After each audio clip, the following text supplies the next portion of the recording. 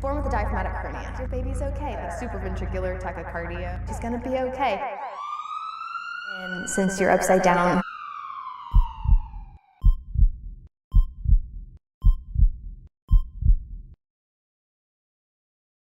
if you could describe your daughter in 3 words, what 3 words would you use? You take one, I'll take one. Let's see. Dedicated. A good leader, happy, overachiever, competent. She's loving. How many words were we allowed? my mom always gets choked up when we talk about it, but she said you're like my little miracle baby.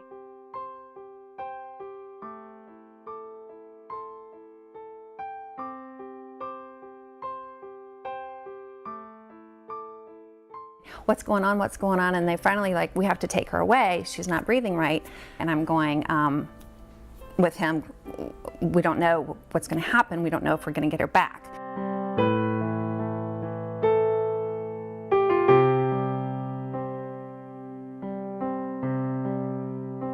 And I met the surgeon when I got there, and by then they'd already identified that she had a diaphragmatic hernia, which basically is a hole in the diaphragm that caused her intestines to fall down. You know, the baby's normally upside down, so the intestines had fallen down into the lung cavity and hindered development of the lung. They'd put her in the oxygen tent, and then they flew her up to Children's. They had already figured out by the time I got there what the issue was, and they kind of indicated it's not that big a deal. They you know, a few years ago it was a big deal. It's not a big deal now, so that sort of lowered the anxiety level. But you know, you still never want to see your child in the tubes and you know everything. So so we were up there every day for, it was 2 weeks. 19 days. 19 days. And they did surgery on day 6. They did surgery on day 6. You don't know what's going to happen in there. You know, she's a little baby. They've had paralysis medicine on her because she was moving too much. The tubes were all, you know, she was trying to fight, and they were having to paralyze her and then get ready to take her away for this big surgery. This man's hands, his hands were huge. He shook your hand, you know, like, how are you going to get into my little baby's, little teeny baby stomach, you know, and fix that little teeny hole with those big hands? Are you sure you can do this? You know, and he's like, I got this.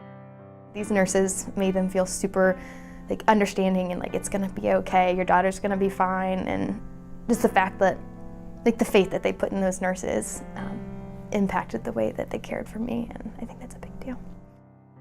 But you get a real appreciation for the medical professionals that do that, both at the local hospital and then at the Children's Hospital. Just an incredible amount of skill and care that goes into that. That was enlightening for us to see that. The skill sets that we use are continuously updated because they're based on what the hospitals are doing. So that's how, you know, we stay up to speed on it. And if there's something we're unsure of, then we reach out to our clinical agencies and we go over and check it out and have somebody either come over and demonstrate it or we do it.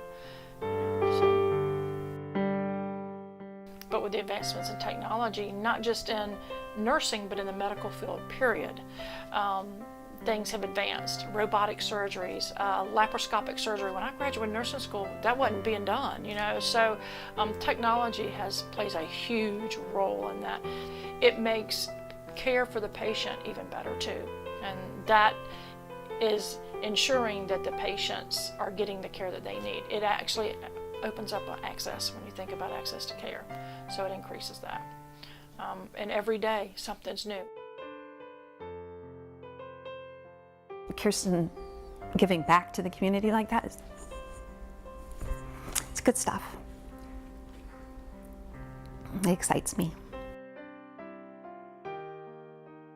Just her personality. She is very outgoing, very energetic. In clinical, she shined. And she was always one of those students who kept herself busy and always sought out other learning opportunities.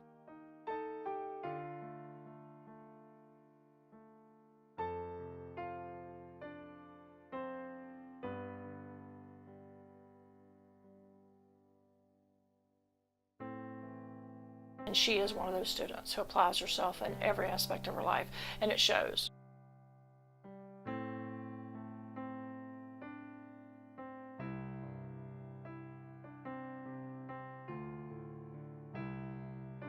When I finally believed that I was here for a reason, I realized that NICU nursing was where it was gonna be.